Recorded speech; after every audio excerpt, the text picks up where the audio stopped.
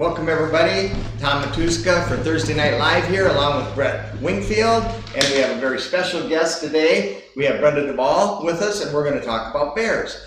Last week, I think we finished up the mule deer, and that was what, five sessions, and Brenda's going to show us how to speed this process up a little bit. And I said, now can you mount a bear rug in an hour? She said, oh heavens yes. I said, but we only have an hour, and by the time we get done talking, she said, I can do this in 10 minutes. So we're going to learn a lot about bears because Brenda, I would have to say, is one of the premier taxidermists in the United States, female taxidermists, if I could say so, because it's a limited attendance with the females, and she does a better job than anybody in the industry, I would say, and especially knows a whole lot about bears. Today we're going to talk about especially bear rugs, but bear products, and we in our lineup have the Great American Bear Series. And the way the Great American Bear Series ever came to be is we've mounted a lot of bears, and you go to the catalog and you pick out a 5-inch nose to eye, and I always thought they were a little bit like Labrador retrievers or golden retrievers. You can kind of look at an animal, and not always, but you can kind of tell a male and a female. And we took a whole lot of bear carcasses. We took 5-inch nose to eye sows, and we took 5-inch nose to eye boars, and we made carcass casts of them and a lot of measurements, and we found that we could make the fitting process of whether it's a bear rug or a life-size bear or a shoulder mount a little bit more accurate, and be a little better representation of what people shot, So we call them gender specific. If you know what your bear is, a sow or a boar, you can order that, and we have a tremendous lineup. And we started out with change-out heads, and we made these change-out heads available to taxidermists, whether they wanted to turn them into rugs or onto life size or whatever. You've even used some of these, am I correct? We use a lot of those. We actually ordered the entire set and have them on hand at all times. That way when we get a bear in and the head isn't correct, we just grab a couple different sizes we think it's going to be close, fit them into the skin, and whatever fits, we run with that. And they look like bears? Well, they look very much like bears. And these were sculpted by, we made the carcass cast, and we gave the clay carcass cast to Cindy Chrisman, and she helped make some also. And she's a taxidermist / artist sculptor, and she came up with our change out bear head series, which we wanted to put into people's hands so that we didn't want to proceed with a whole big line when we weren't, we got to see what it looks like first. And then from there, we even included the open mouth bear change outs, and these come with, you can buy them several different ways. You can buy them without a jaw set. You can do whatever you want to do, your favorite jaw set. You can use the Harvey Moore Specialties mouth cup. Those are nice, yeah. They're very nice and very, very accurate and detailed, hugely detailed. And they fit in here. They fit in. They come with every open mouth will index in like that, and they're really simple to use, and all the work's done for you. They're not an inexpensive item. They're $150 to $70 for this, but the detail is exquisite. So what the trade-off is, you traded off Harvey's expertise in open mouth detail for your manpower. For us old schoolers who are used to using the skin, wrapping it around and epoxying, the amount of time you save only having to roll the lip underneath and have that join is well worth the money. So that's why it's a good product. And if you don't want to spend that money, this is called the Slim Line. It's the Moore Slim Line series. And this jaw set is the identical jaw set that are in the mouth cups. And they index into, well, if I don't have the right one here, yeah, I do. They index into the bears with open mouths and at a fraction of the cost. What did we say, $39 or something like that? Same bear mouth set. It's not detailed painted, and there's no gum, so a crafty person like yourself could make that look like this. If your bear's got lips and skin, you're able to pull that off with the sim line, but you're looking at about only about $120 rental. So is it worth that $120, or do you buy the already detailed one? Yeah, kind of keep track of these prices, because some of you, I got a big surprise when I bought material. I used to buy material from a supply company for bear rugs. That's an expensive endeavor in itself. So kind of keep track of what you're spending on these, whether you're getting you're adding the rug shell, you're adding the material, you're adding, expensive jaw set, the tanning. There's a lot of people undercharging their work, so kind of remember what you put into it.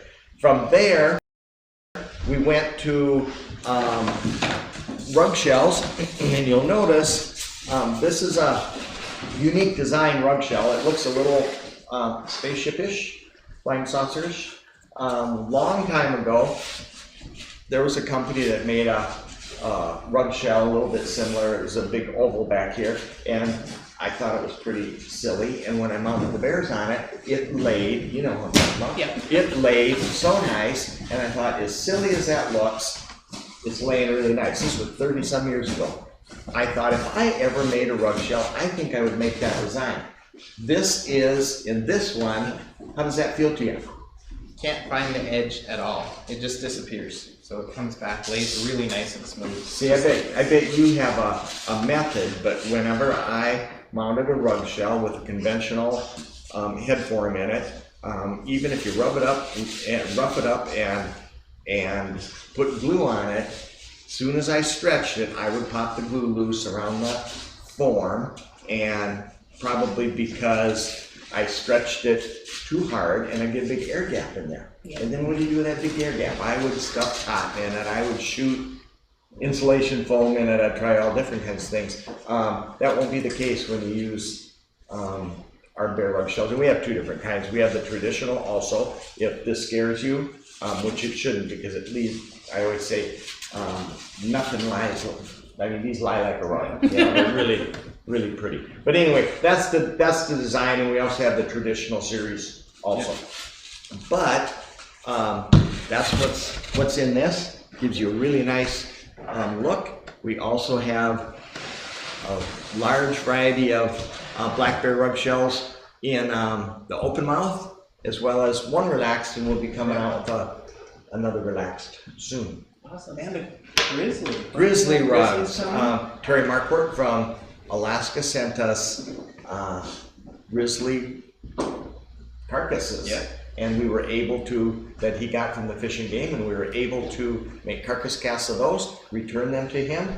And so all of these were made from carcass casts, which to me I think is a pretty accurate way to get started. If you don't have, I mean, if you're guessing, you're going to be wrong most of the time.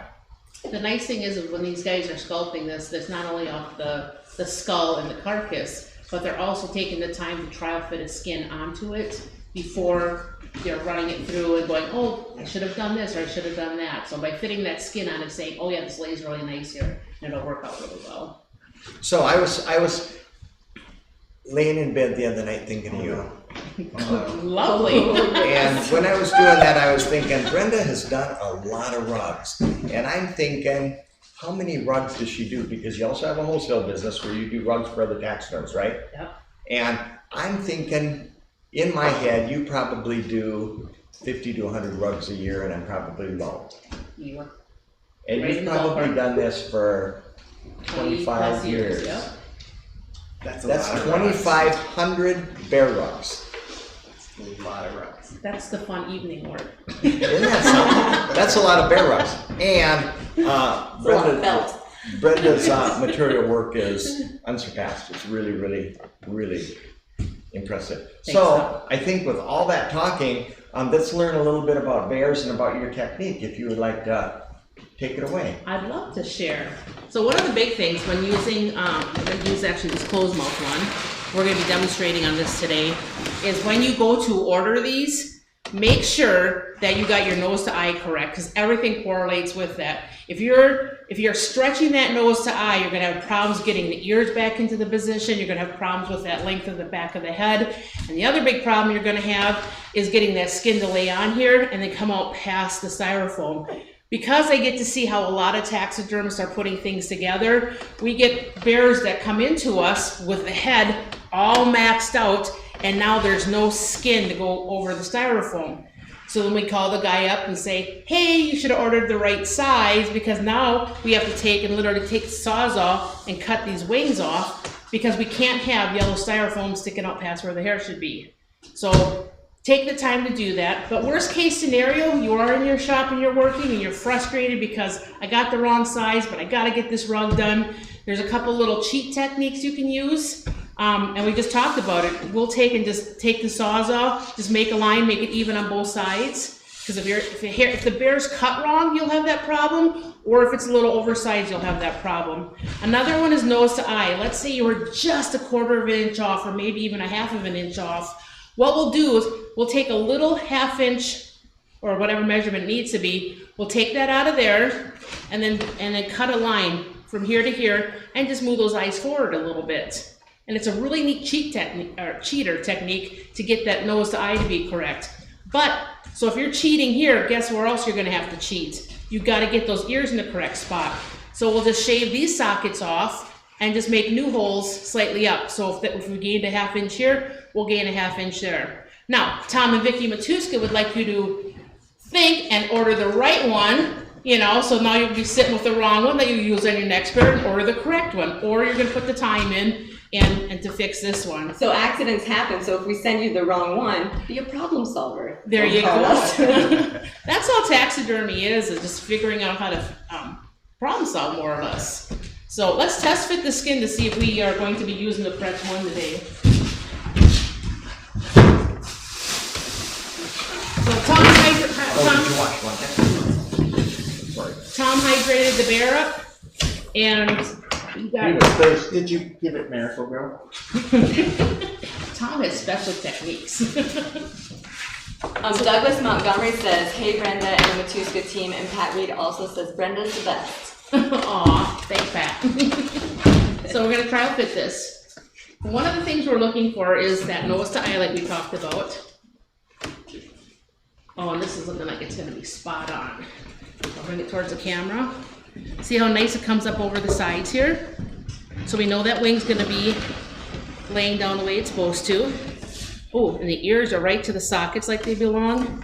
Now the last thing we're gonna check for is how this nose fits and where that lip is going to tuck in.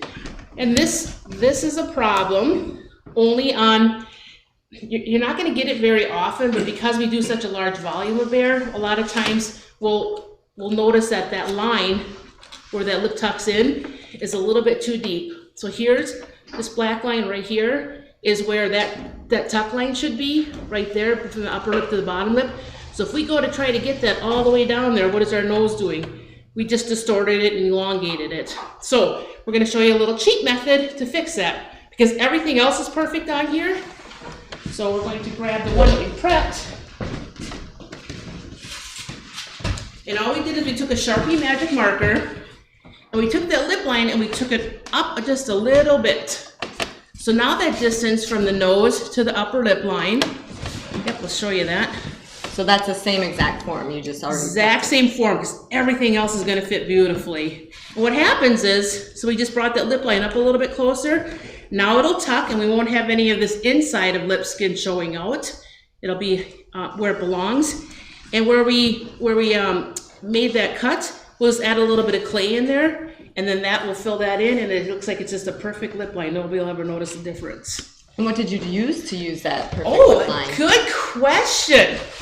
One of Matuska's handy dandy lip slot tools. They actually come in 3 different sizes. These were great for large African, elk. You got your mid-size, and then I like using the small size one. This one. This is the one that works for a lot of my small game and items like that. But I also like it for the bears because I like a tight lip. Everybody should like a tight lip, right? Get those suckers in there, not pulling. So, but these are super reasonable. If you don't have them in your shop, get them because they serve a lot of purposes. Not only do I do the lip line with them, but the whole inside of the nose. It's a lot easier to handle with the Dremel tool than the big drill with a drill bit in it. So that works amazing. All right. So we'll slide those over. Get some room here. All right. And then we bought the ear liners too from Matuska Supply. These are their bear ear liners. Let's get in the right direction here. They are the correct direction. So what's going to happen is we trial fit them right into the holes of that bear rug. And then I do like when we put together a bear rug, if you're going to do that real laid back look, we're going to just tip the heat gun and we flared up the edges just slightly. Because that gives it a really nice look. And that way when you get the fur on there, you can decide if you want them laying down a little bit more, up, but you've got some flexibility. So you just got to take a drill bit, Dremel that spot out, and then make sure they lay down in there nice. Okay? So next thing we're going to go to is putting the eyes in. So we're going to assemble this for you today and show you how that all goes together so slick. So I'm going to call up my partner in crime, Jim Kimball. He's going to assist with the eye setting. Ooh, and a good point to tell everybody, especially if you're new to taxidermy and you're getting your skins tanned different places, it has to be dry tan for being a rug. If you wet tan a skin, what happens is as it dries out, it's like a big hard piece of cardboard, so it's not going to stay flexible and nice like a rug should. So take the time and make sure it gets dry tanned, and so it's real nice and flexible for you. Two for one. All right, so I'll grab them. We are using some beautiful eyes. Tom, can you talk a little bit about these eyes that you have? These are reflective eyes, and if I can call up, I showed you our automatic sewing machine that every taxidermist should have a couple weeks ago. And Jacob, not only can he sew, show them, Caitlin can get the camera over here and stand back, Jacob, I think, behind. This is hard to Can catch. you see the reflectiveness in the, you'll have to see. You have to wait. And these are actually come in three different styles. They come in a, can you see it? Here we go. They come in a flat back series, which are the least reflective, but still very reflective, a little less expensive, and these are not expensive either. Probably as inexpensive as, any of the glass eyes. There is a capsule style, which has a globe on the back, which has a deeper reflective attribute. And then is it called the anatomical series, which is almost a compound lens. When we first, a lot of people have a question on the mark on them, that they're actually come with a black Sharpie mark on the eye to tell you where to position it. And that goes toward the top. And that goes towards the top. The pupils are basically centered, but if you put your mark up, they're a little more accurate.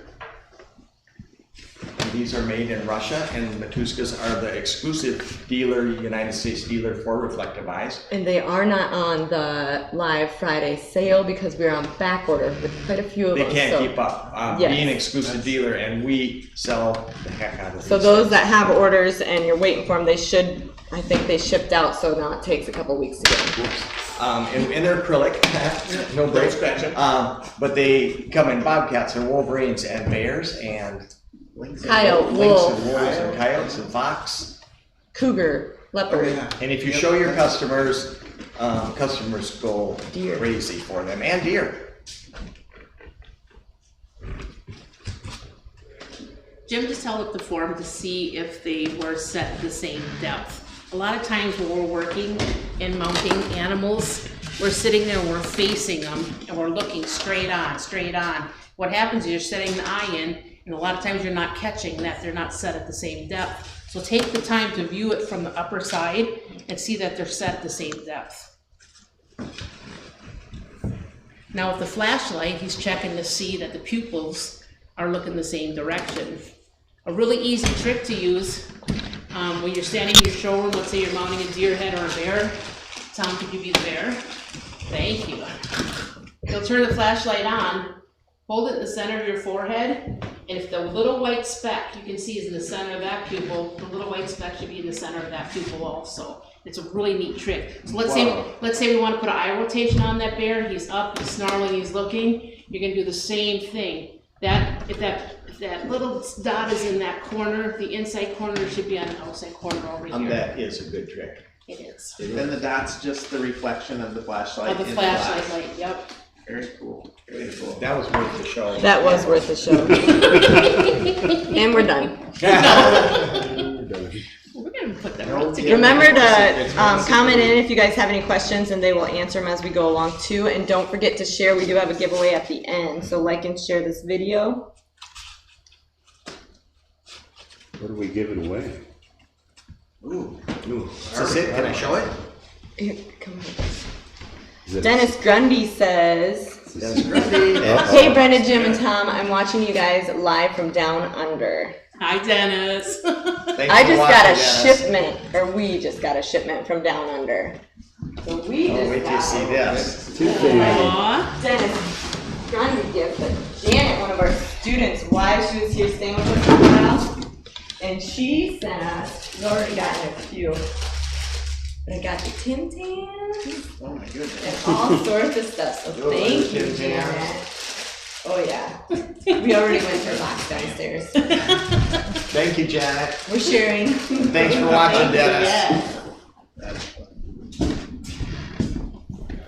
Dennis last year was the gracious host, and Diane to the three of us when we went over to there to judge the Australian taxidermy competitions, and that was wonderful. He did an amazing job putting up with Brenda, Jim, and Yep. Vicki and Tom. 4 of us together, a little bit of trouble. It all worked out well. When we set eyes in the shop, we try to not do a lot of tool work. A lot of it's just done with the fingers for soft edges. You'll see some people really spend tons and tons of time putting an eye together, and you'll notice that whether you spend 2 hours in the forefront or you spend a little bit more time on the back end, you're still going to get a good eye set. It's just, why spend so much time? I mean, and that comes through experience. I shouldn't say that, because when you're first learning, trying to get the correct shape is the hardest thing in the world. But when you get old like us, you kind of forget that. Tom never forgets, so because he constantly has students, so. Yeah.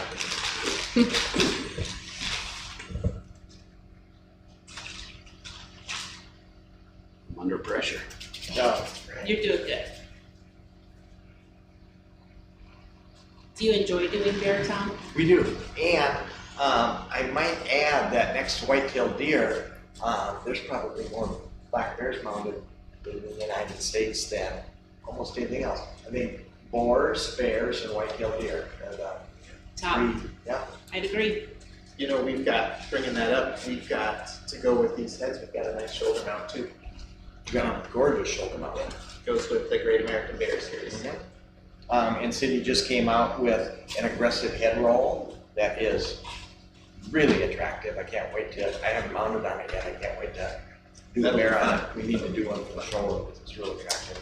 The what is that called? The Well, aggressive you call it the pose? dancing bear. Well, that's because Jim danced with it, Yeah. but. It was actually, it was a carcass cast.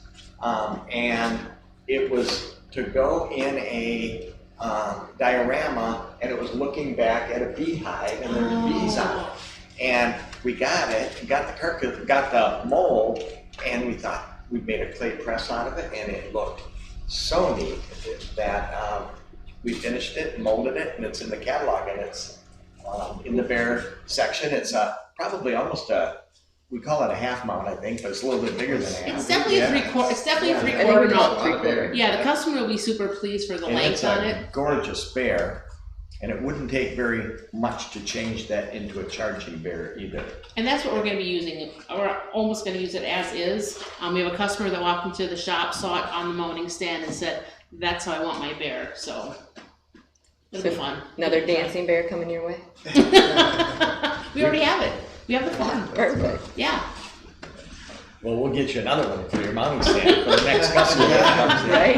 Everybody should have one for their mounting. We get pretty excited with some of these products that we come out with, and we've got more bear shoulders back there from Cindy to fill in some holes, and when we take them out and they're in clay, we just kind of can't wait to mold them. I think there's a grizzly in clay back there too. Oh, there is a grizzly in clay. Don't be afraid when you go to these taxidermy shows to go up to the suppliers, and I think we were at the World Show the last time when we bought your entire line of bear heads. We just walked up, it's like, how many you got? We'll just take everything. Like I said, it's so nice to have them at home, fitting them in and out. You guys and Sam Gaylord, Yeah. it was like heaven because we didn't have to load that stuff Didn't have up. to- Oh man. and we have to unwrap all these jaw sets so they Yes, don't get it was damaged. nice. And all these are in parts, different parts. For sure. And don't be afraid of bears. If you haven't done bears before, some of you beginners, a lot of people don't like bears because they're big and greasy and dirty, but I mean, look at how gorgeous this is. Once they're tanned, they're a dream to work with. They're really fun. Now you guys all for judge, and with show season upon us, what advice would you give to, while Jim's working on these eyes, what advice would you give to people competing before they go? Brett, you start us out. Oh, that wasn't fair. I'd say preparation. Just really spend some time getting your piece planned out so that you don't have any hiccups during the process. We can all control a large amount of the points that are out there for us. We can gain points through safe and sound attachments, through great finish work, and cleanliness. So double check all of those things for you Very good. That was for a couple extra points. Don't wait till the last minute. And along with you said planning or, that sort of thing. I think 80% of a taxidermy piece is in your mind. 20% of it is the work. 80% of it is, like you said, the planning and things like that. Don't wait till the last minute. You can tell when you judge a piece how much time and thought they put into it. And when you talk to the competitor, it's real interesting, the stories, because I remember being there and throwing something together the night before, and you smell the resin when you're judging it, and you squish different things that aren't quite dry when you're judging it. Take time and plan it out ahead of time, and use your reference, of course. Something that people often do is copy other people's work. Not necessarily, cheating copy, but I mean, they like the concept of something or the attitude, and they copy somebody's look. Don't do that. Copy the real animal and farther ahead. My biggest advice is keep your score sheets, even if you're pissed off at the judge, because that's what the judge is looking for. Every state has their own thing. Some of them use the World Show sheet, some of them use their own score sheets that they made up, but if you're gonna compete in that state, keep the score sheets from the previous year and go right down that list. Here's what the judge is looking for, here's what I should be doing. It's so funny, you'll go right down the score sheet and the competitor will go, oh, I never thought of that. I didn't even know that was being judged. And you're like, have you competed here before? Yeah, I've been here 15 years. So just That's great. Is there a that way score to sheet. get score sheets before you've ever competed for your first time from states? Absolutely, you can call up the state secretary and say, hey, I'm thinking about competing for the first time. Can I get a copy of, let's say you're taking a bird, can I get a copy of the bird score sheet? They'll email you one right over. Technology nowadays is really easy. And it's kind of crazy how you go, and you guys see that too. Everybody has their own score sheet. It's not the same one used throughout the different things, but some of them focus on certain areas a little bit more. The biggest thing is don't get caught up in the whole, I want it to be the most artistic thing. It's my first bird I've ever mounted, but I'm going to spend 600 hours on the base. And it's a little frustrating from the judge's point of view because we're there, especially at the professional level and amateur and junior, to judge the specimen. You're not even getting judged on the base work. You start getting that more in the masters. So really focus on that specimen and get it right. All right, how about we put this thing together? And what about Jim? Jim, what's your advice? No, Jim surely got some Where's advice. the ear go said to? everything that I would say. Jim, where's the ear Compete go for to? the right reason. There you go. Yeah, there's I lots like of that. ear. Aha. Oh, this is one of the oops we talked about. Is it in the ear? Or in the I'm back? missing a whole ear. It's not in here. That's what you're gonna need to. Oh, we need two. So let Tom and Jacob. speak for just a second. What do you need? Where's the other ear fling out to? Oh, that's right there. I thought you had yours in it already. All right, so Jim was trying to make me look really scared here, and he succeeded. So, Can you show which ear, which ear is which? This is actually a really good question, and our BRs are probably the hardest that we have to tell on that. so the flaring to the outside is the outside of the ear. So if I'm holding it up like that and the bear is looking at you, the straight side is the inside and the flares to the outside. Now when I go and put that into the rugshell, I'll lay them down just like that. So now the flare is coming around in towards the head. And if you need to, mark on there, right and left, so that when you're putting them up into the bear, that they're on there. Another trick is we actually always write on the outside. So if you buy our ear liners, our letters are always on the outside of the ear. Ooh, good one. I didn't know that. Yeah, I always hold them up to my head to tell, but that's the other way for those ones. Dang, we learned something new. Mhm. I personally love Celestic ear liners. Matuska has an extensive line of them. We use it for all of our African work, all of our white-tailed deers. I'm going to give a big thumbs up to your new, I think it's the 200s on the whitetail. Oh, the whitetail. Oh, the shape, the way they lay in the skin, the way they blend onto the head is amazing. Don't overdo the hide paste. We're using Pro 1, and Matuska does sell that, correct? We do. Big fan of it. It's a nice slow setting. It doesn't grab and leave you stranded overnight. There's nothing like being able to babysit.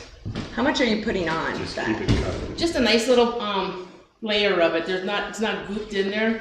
You goop it in there, you're gonna have problems. Thanks, Tom. My lovely assistant, Tom. All right, I'm just gonna slide them in. And this one goes to that side. Thank you.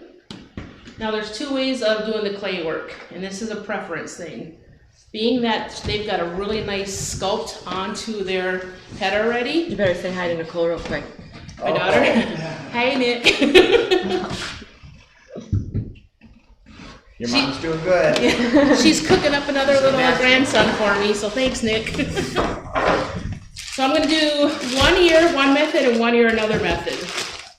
So we're gonna do, since I really screwed this up when I was drilling it out, we're gonna do it this way. I'm just gonna, little roll of clay. First, I'm gonna fill in that divot that I made, just to bring it back up to the same size. And then we're gonna clay the ear. Just gonna go around that nice form that Cindy already sculpted on there. And what's your clay preference, Brenda? Ooh, good question. I like the Aves Natural. critter clay. Natural, yep. Accidentally got some white in one time, and I think that's a fish-based one, right? The white clay is? We've got, we do have a white fish clay, but, They make a white. They make white, yeah. yeah, critter clay comes in white too. Yeah. And it just has a little bit of a different consistency. You can still use it till it's gone, doesn't pay to ship it back. It was my own ordering mistake. So, you see the amount of clay we just put on that ear? So we can either put it on the outside, or we can put it on the inside. And I'll show you that real quick. So we just wanna make sure I'm not gonna double clay the same ear, so we've gotta put the clay on this one. Peel it back. We know that, well, that much of it's gonna suck into that hole. So where we're gonna lay that clay then is just up from that. Push it down onto your ear liner. Pull it back through. I've got my one hand clean and my one hand dirty. Because now we're gonna blend it onto the ear. And that hole, did you open that up On the ear. on the mannequin? Yep. Yeah. We had drilled that out with just a paddle bit. And then just take your rasp and make sure it's nice and soft so that your liner doesn't catch on it.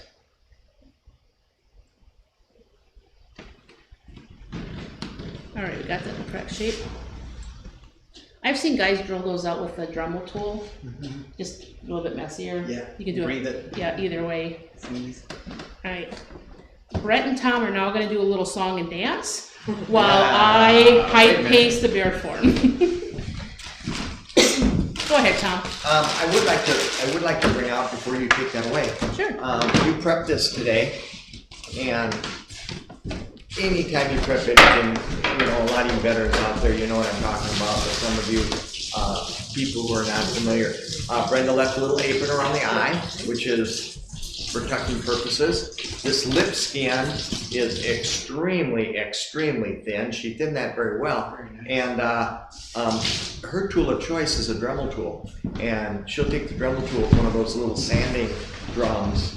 And I don't know, I would say probably a coarse one works Yep, just good and thins that out really, really well. You know, this is the kind of tool she used.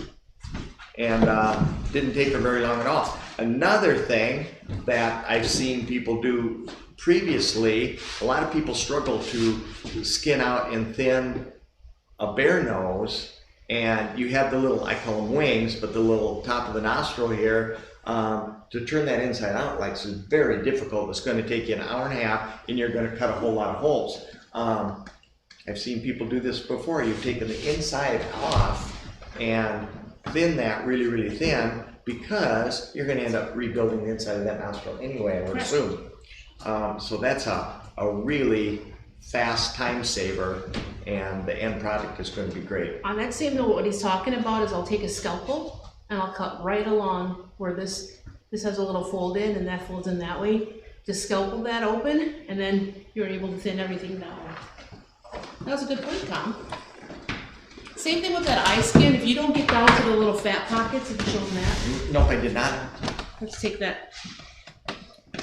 So we're gonna take that down. If you get real close, you can see where there's those little line of fat pockets right inside the upper lid. My fingernail is running along it right now. Those need to be taken out of there. And you can do that, you can do scalpel work, but I've learned that I can just do it a lot faster with the Dremel tool. The neat thing is, while you're dremeling, I'm just gonna throw my finger in there, is you can do all your cutting. I'm not gonna turn it on because it's noisy, but you can cut right into that fat pocket with that edge of the Dremel tool and take that right down, and then I'll throw my finger in this way. And the direction that the Dremel spins is clockwise, so then it throws all the crap right out at me, and you can get the eye skin paper thin. We like to do it this way, and if you can train yourself to do it, you won't have any epoxy work at the end, or very little epoxy work. I'm not a fan of sitting down and having to spend hours. I don't know how you fish guys do it. I honestly don't. It's therapeutic. God gave you something special for you to be able to do that. Us mammal people can't handle it, so we try to do whatever we can not to have to do epoxy work. All right. And then we're just gonna get a little down and dirty and put this together. Thanks, Jim.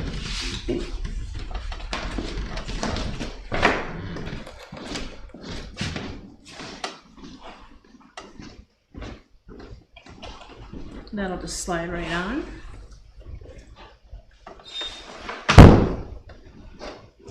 You're gonna use your body to hold it up. If you guys think taxidermy is a clean occupation, you are incorrect. It should be filthy. That way everybody knows you got something done for the day.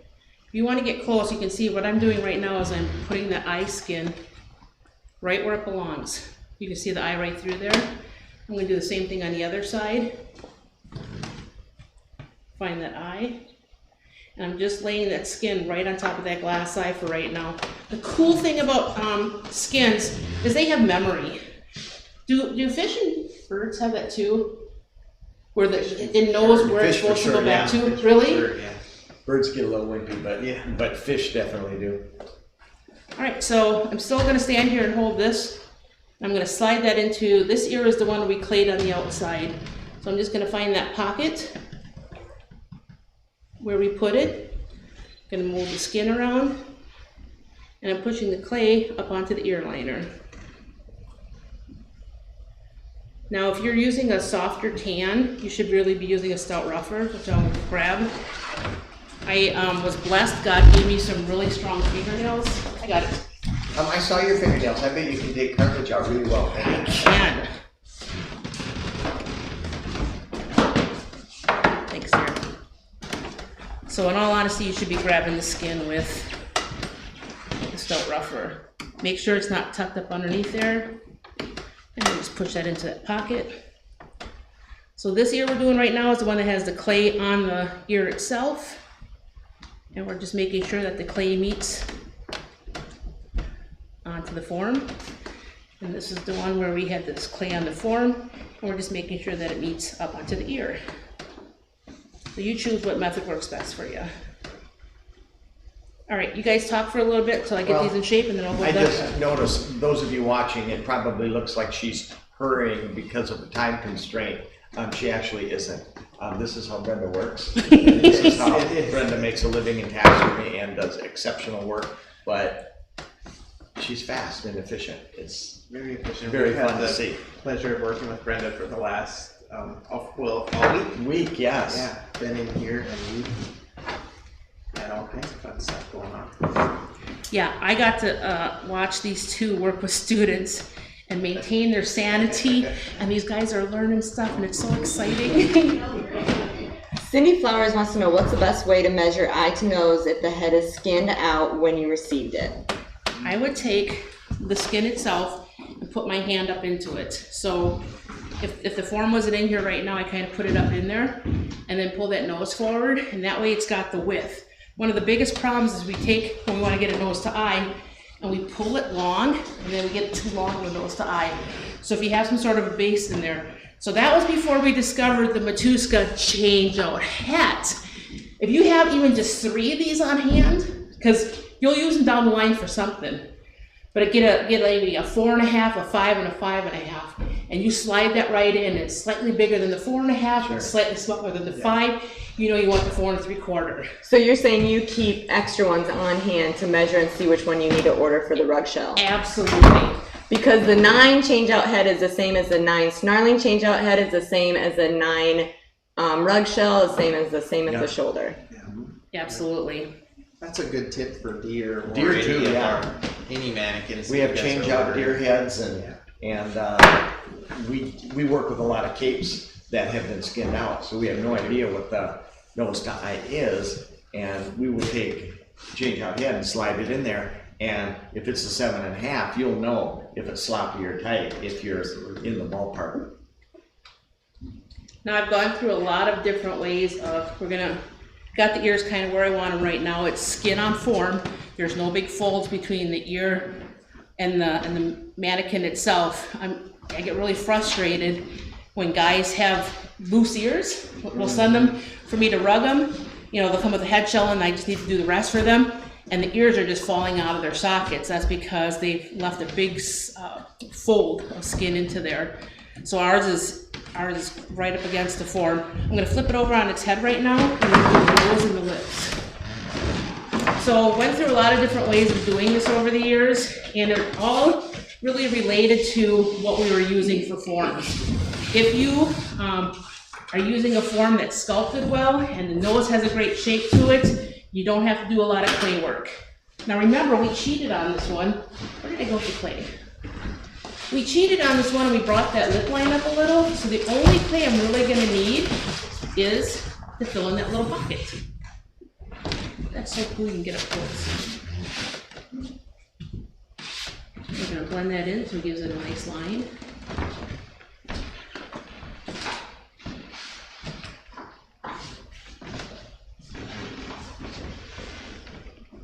It's so funny with class here this week to watch Brett teaching rebuilding fish jaw and telling them what the line should look like and what the angle should be, and using reference. He was really pushing reference, and that's all of this. What I'm showing you is what we've looked at hundreds and hundreds and hundreds of pictures. It doesn't take a dip. It doesn't have a big a big undercut, or it doesn't have a big heavy lip on the bottom. A bear's jaw flows and has a really nice line right up into that upper palate there. So if you go and you put a big bulge here on the lower with clay, you're gonna look at it and go, oh, it don't look like a bear, it's got something wrong with it. So that's all I did, is I rebuilt what that is right there. Now we'll throw a little high paste on it, and then we'll be able to tuck. And do you glue your lip line as well? I do. Yeah. Good question. So as a little side note, you people that keep your brush in your bucket of high paste and then it starts getting this big wad on it, take the time. This brush will last you for the next 20 years. Just take and cut the old hardened stuff off of it and throw it in a warm glass of water before you go in at night, and you'll never have to keep throwing the brushes away. We had somebody Yeah, very nice, very handy. It is. Alright, so it's high pasted, and then we'll just start to bring that over. And the last little trick, and I'll start tucking it, and then I'll let Tom and Brett talk as I'm tucking. But not only do we do the form, we are going to high paste the skin.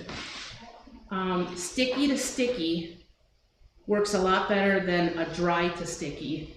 When you're putting together African animals, you'll notice you're going to put a big Cape buffalo onto the form, and the whole form is high pasted, and you put that skin on and it doesn't want to stick anyplace. So Jim will take the time to lay it out on the table, and the whole skin is high pasted and the whole form is high pasted, and when he puts it up there, you only need that one set of hands. You don't need to have 3 people around trying to support all that weight, because it will stick to itself.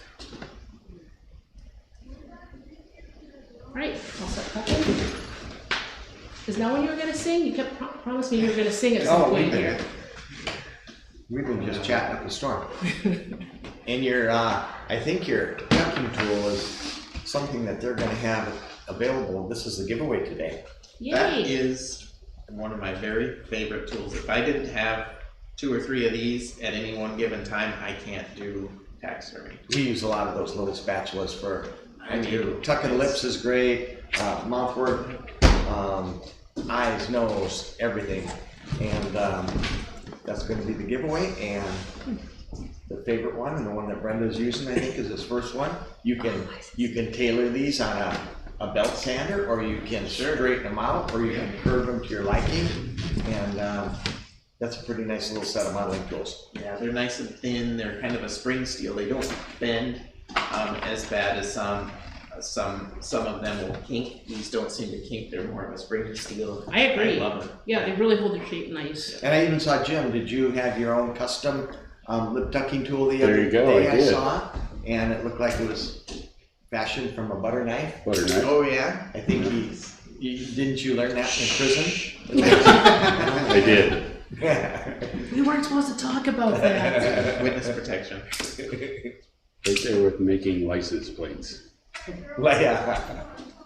Okay, so here's that lip line we were talking about. Right where the Oh, that's hair, nice.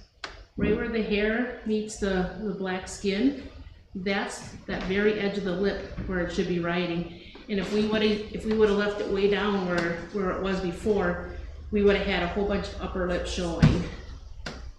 So we just want to make sure that's tucked where it belongs. I mean, it's interesting when she put the skin on from the side. It was very shiny right off the bat. Yeah. And the closed mouth bear heads and rug shells and the shoulder mounts are, I mean, that's probably one of my favorite mounts in the showroom is that full shoulder closed mouth bear. Black bears, I always say they're like a big raccoon. Commonly you don't see them snarling and growling and running around eating people. They're more like more of a docile animal and a shy animal than most people think. But that closed mouth is very attractive. It's just like fish. We get used to seeing those great Little big teeth. wide open mouth fish, and it's just refreshing to see a closed mouth. And these bears make a great closed mouth. They're like that one you caught just before you fit a hole in your boat. Exactly. If you want to take this side.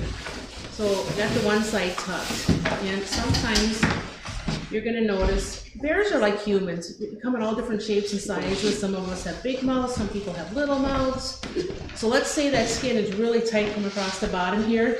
If you're gonna leave a little bit of that lower lip exposed on the one side, just do it on the other side. Don't overtuck one side and undertuck the other side, because you have a balance problem.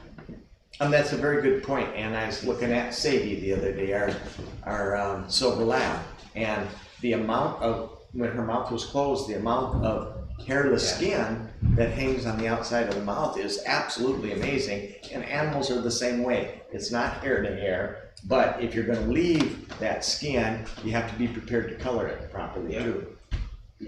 Color it and make sure that it's tucked symmetrically and nice and tight. Here's another area, and I know it looked like I was struggling to get that skin into that lip line. I talked about having it tight, because I hate epoxy work. So if I would have made that lip line a little bit too large, too wide open, then I would have struggled with, as the skin shrinking back, it would have opened up a little bit, and then I don't like that big, you know, open area, so then you put a little epoxy in there. Well, now how do you get the epoxy to look correctly? So if you can do everything right away where it's gonna be set, here's where it's really cool. So you know you got that clay in there. If something doesn't look quite right to you, you can move that clay where you need it to. So let's say it's starting to dry, and I walked away and I didn't babysit it tomorrow like I should, and something pulled really bad. Hit it with a little water, put a wet washcloth on it. That's what the Pro 1 allows you to do, and that's what that clay allows you to do, is come back and you can make it look equal. So let's say it pulled on this side and it stayed put on that side. You can balance those out and have it look really good. Okay, we're almost done. We're rounding the corner here. I'm just gonna tuck that nose, and then Jim's gonna come back and tuck the eyes for us. We do a lot of tag teaming in the shop, which I feel I'm very blessed, because you know how you work and work and work on a project and you just get frustrated with it and you've like had it for the day. And if we can bounce stuff back and forth, then neither one of us ever gets kind of really tired of it. And you're compatible after work also. Sometimes. Well, that was so sweet of you. You have the water bottle, Jim?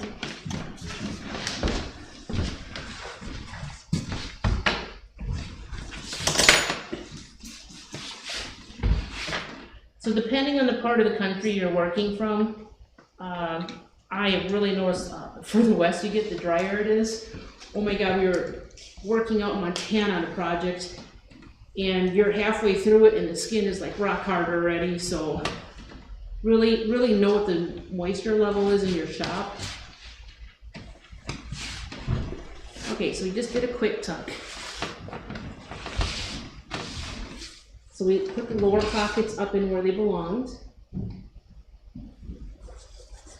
I got to pull a little tight, it's a little dry, so I need a little moisture on that. I'll get some more height paste up underneath the wings, and then we'll get those pulled down where they belong. I'm gonna let Jim tuck the eyes right now, and then we'll come back and finish doing that nose. Can you ever get that too wet with spraying, Brenda? Oh, what was that? Can you ever get that too wet with spraying? Well, it depends on the tan that you're working with. Know the tan, but yeah, some will really hydrate and then make it really mushy, and you don't want that. You want a happy medium of semi-dry. Jim just asked me to talk to you guys before we go to the eyes. It's really important when you get this rug shell on that you're stapling it in the correct place. We have a lot of people that think they should bring the skin around and staple it down like this, and they're running the staples right along here. Where you want to do is you want to run the staples in through the side like this into that chunk of wood. I need, or any rugger needs, this leather so that we can sew the fabric and everything to it, the padding and the fabric. So if you've got it all pulled around and stapled like this, I know I personally call you up, I say bad names to you and tell you don't ever do that again, or I will not do your rugs. So just a helpful hint, staple it in from the sides. So you don't staple the bottom, you staple through that 1/4 inch plywood that's sitting there. Correct, so here's the direction of the staple, it literally comes in just like that. Or you can angle it up into that foam a little bit too, but do not pull this leather down and staple it there. Unless you want half of your bear missing, because I'm getting old and cranky. I'm getting to the point where if you're not gonna do it right, maybe I won't do it right. Just kidding. Just kidding. So send your rug shells that you want done to Brenda Duvall. Don't. You may get a phone call.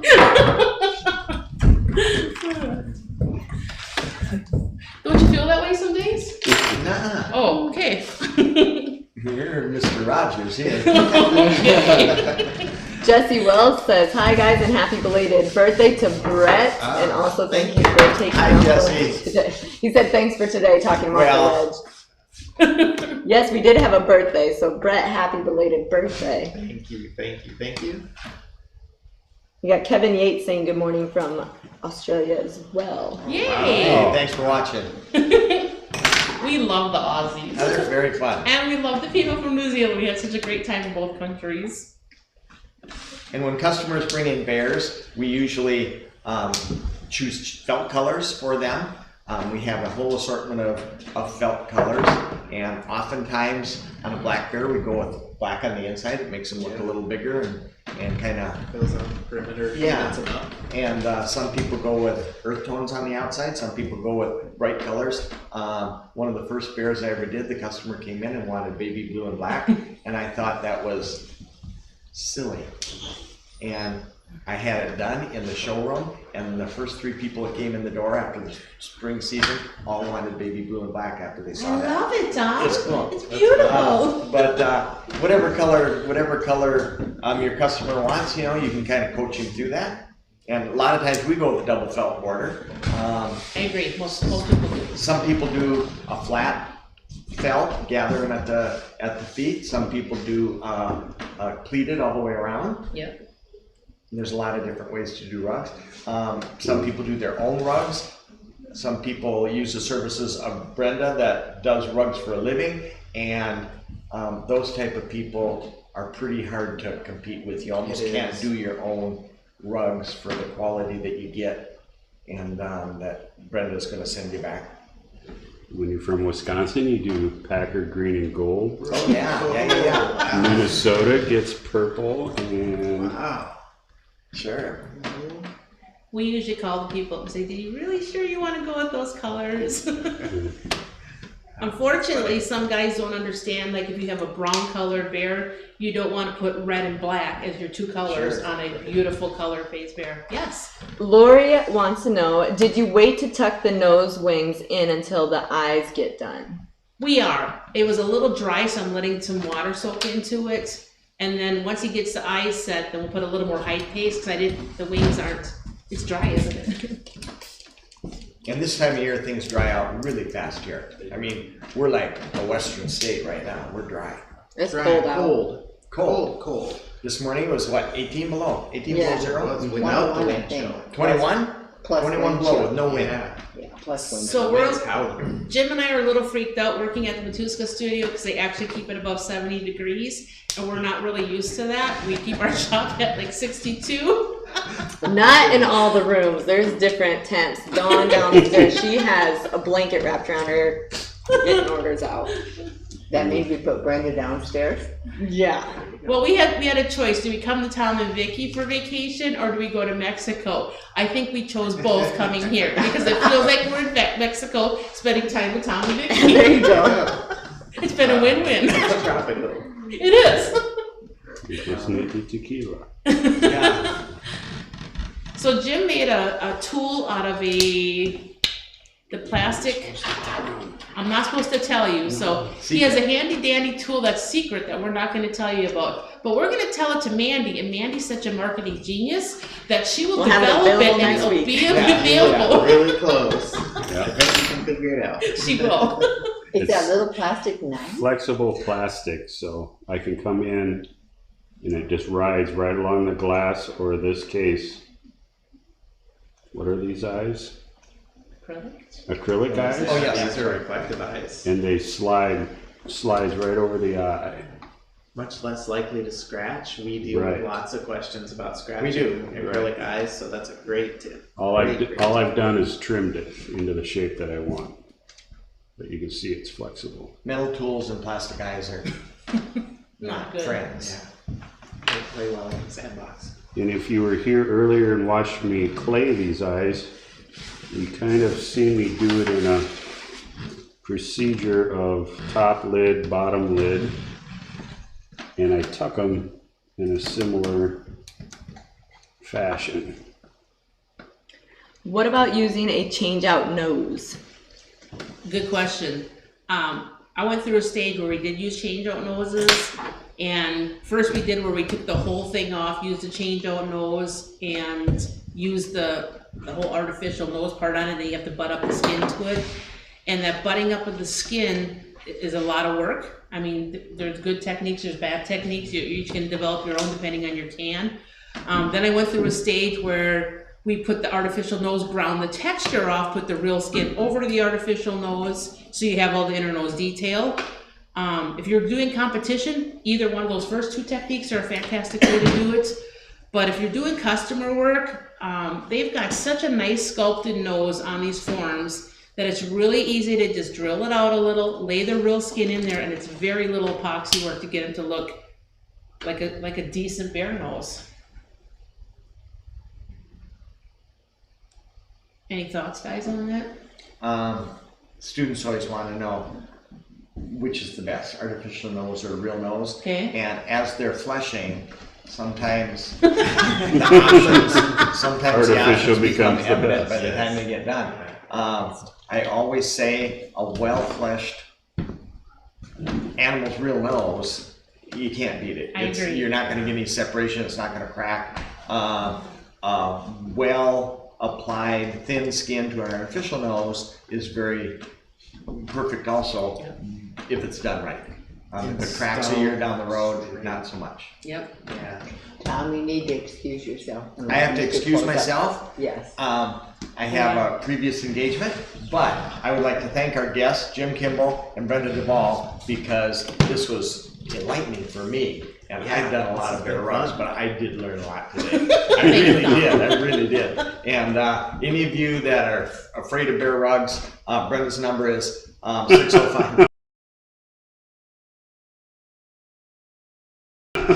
No, but anybody that's afraid of it, I mean, you can watch this little tutorial and you can do it.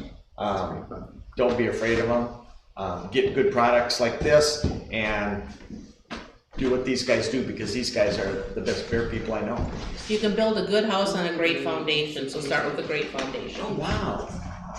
That's fancy. I bet you planned. Did you plan that? No, it just it's common sense. Oh my goodness.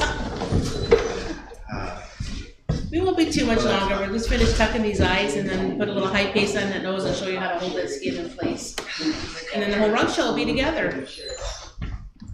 Any more questions, Mandy? And not at the moment. It looks like we might be having some camera glitches on the network, which is just technology these days. Yep. But if you guys have questions, make sure to comment and we will get them answered. Also, some of the products that they've used, we've chose some of them that are on our website and you can get 15% off of them. So go check those out right now. You can call us 1-800-488-3256 if you have any questions, or visit us online at www.matuskataxidermy.com. And our winner, so make sure you share this video for your chance to win next week, but our winner from last week is Carl Ray Locke. So Carl, you have, what are we giving away? The toolkit. Did you talk about your favorite lip tuck tool in there? Yes. So Carl Ray, this is your toolkit that you are getting. If any of you are interested in it, I believe it's 15% off, and the number is 030540. And this tool right here is the one that Brenda's using for her lip tucking. But congratulations on that. And you got that for sharing. Sharing. Yeah. Yes. That's awesome. So share, like, and share. Like and share, like and share. We'll have another giveaway next week for anybody that liked and shared the video from this week. Right, so Jim's got the eyes in a general tuck. We're gonna swing that around so you can see that. They have a nice shape to them already. Now remember, our skin's really wet.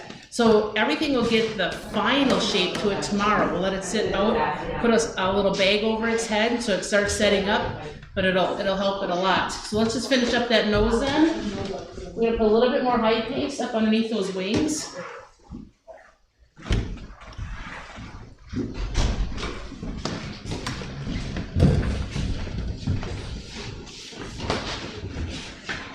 Now, once again, I was talking about bears being all different sizes and shapes. So this bear, the nose is a little bit small for the form. That doesn't bother me at all, because we can rebuild the little portion that's showing on the form. We can rebuild that with epoxy once it's dry. So that comes down. Make sure the inner nose is where the inner nose belongs. And you can see that line right in the skin of that's the outer nose, and this part's the inner. You know, and worth noting too, Brenda, you did a tremendous job fleshing this, and that's really the success of using a real skin. The real skin of the nose is to do a good job fleshing. And that's nice and thin and easy to top. The reason you want to keep it so thin is it has no strength. The thicker the skin is, the more strength it has to pull. And if you can keep it from pulling, it'll stay put right where you want it. All right, Thin to win. Thin to win. All right, we'll just get this. This is just your plastic garbage bags. We like using that plastic because it really is thin and flexible. And it gets up into all the cavities. Yeah, it holds a nice shape.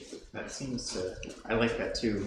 It just really tucks well and holds tight. So just cut strips of it. We have a bunch of them in a container in the shop, and that way when it comes time tucking any noses, I honestly don't like using it over and over and over. So I mean, you get those plastic garbage bags from the grocery store all the time. Sometimes it'll get hide paste on it from where it's squished through, and then I don't want that getting onto anything else, so I'll just toss these.